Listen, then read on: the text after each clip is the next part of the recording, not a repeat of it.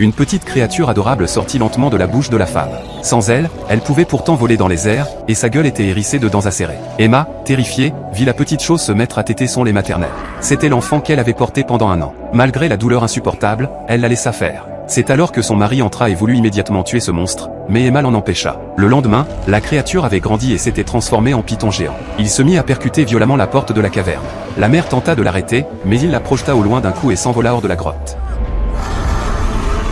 L'arbre de la sagesse sembla alors percevoir un danger et rétracta lentement toutes ses branches. Jacques, sentant que quelque chose de grave allait se produire, voulut brûler l'arbre avec du feu. Mais le serpent géant fondit du ciel et avala l'arbre de la sagesse d'un coup, subissant aussitôt une nouvelle mutation.